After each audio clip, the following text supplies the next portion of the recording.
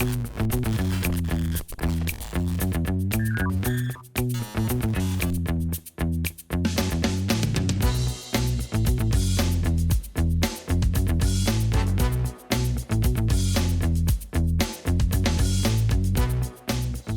and welcome to Unhacked. I'm Brian Graff, Senior Vice President of Business Development here at Abacode. We are here every week to take you through a cyber topic of the week.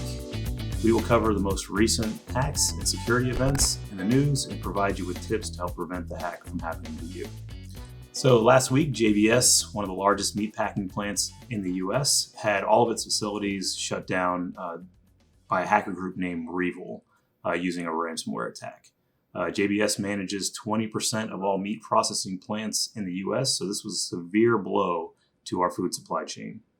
So what happened? Well, we don't know specifically the details of the attack, but we assume ransomware infected a workstation that allowed a hacker to spy on the network, looking for a way to escalate privileges or load more malware onto more sensitive systems. And eventually they were able to enter into the facility's OT networks. That is the assumption. We actually aren't sure because up until very recently, organizations were not required to provide any information regarding cybersecurity attacks and their remediation of those attacks. So that's changing because of an executive order that came out earlier last month, and we'll get to that later in Unhacked. So back to JBS. We don't know exactly what happened. However, we know ransomware was involved.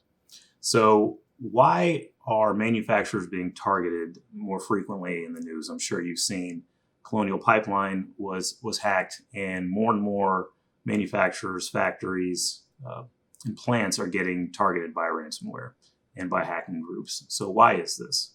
Well, in a service like a facility, a meatpacking plant, any sort of factory or manufacturing is different than an IT service. So an IT organization can fail over to a cloud service. It can fail over to a data center. If it's providing some kind of IT service, a cloud service, or on-prem, there are ways to increase resiliency and configure failover so that if your primary service gets knocked down by ransomware or by a cyber attack, you can resume services on another network. That's really not possible for a lot of manufacturers. You can't just have an extra factory on standby to spin up in case your primary goes down. You can have redundant systems within the factory, but if those systems aren't segmented and they're on the same networks as your primary, they're going to get taken down with the ransomware attack too. So that's the first reason that hackers are increasingly going after manufacturers, because there's less of a resiliency and backup procedures in the event they get taken down.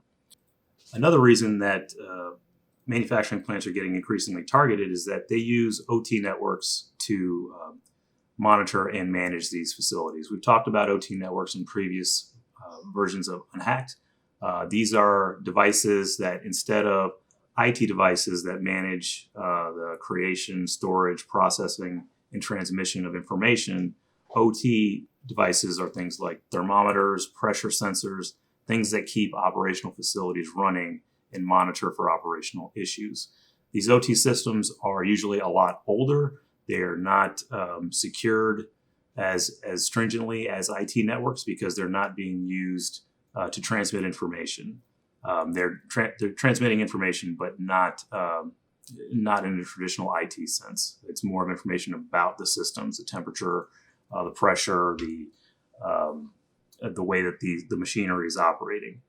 So these systems are a lot older. A lot of them are still using command line executables for. A lot of these systems are a lot older than what you would typically find in an IT system. Some of these are decades old. A lot of these systems aren't supported anymore, and they are not usually included in an organization's IT security program. So they're not being patched as frequently, or if at all. They're not being scanned for vulnerabilities. They're not included in the security monitoring network. So the IT department, which is usually tasked with more security tasks, has less visibility over those networks. Beyond the additional threats that an OT network can pose to an organization, there are overall general concerns that may not have been addressed, which may have facilitated this attack on JBS. If they didn't have security awareness training so that their employees knew to spot phishing emails, that might have contributed to this attack. If they didn't segment their networks so that even if a hacker got onto a workstation or onto a corporate network, it'd be impossible for them to get to a production network or an OT network.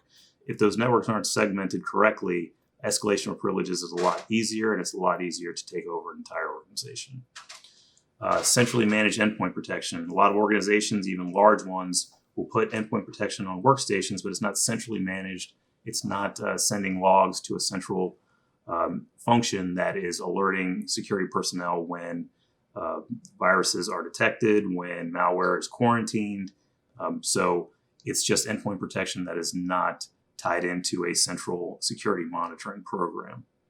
And there's a lot of organizations don't have sufficient IR and BCDR planning and testing. So before this attack like this happens, to plan out, okay, if we have our network shut down, if we're not able to access certain systems and certain functions, how do we respond to an incident like that? And how do we resume services? A lot of times those services are a lot harder to stand back up in an OT network because, again, there's fewer backups, there's less resiliency built into these systems because they're so much older, and usually they're a lot harder to access than a standard IT network. So you have a lot of negatives working against you when you're trying to resume function that is exacerbated if you haven't planned out in advance how to respond to these incidents and resume these services. So that's all we have for today. In future Unhacked episodes, we're going to go through how you can secure your OT network. We're going to discuss the recent executive order and how that directly affects how companies respond to attacks like this. And we will see you next week on Unhacked.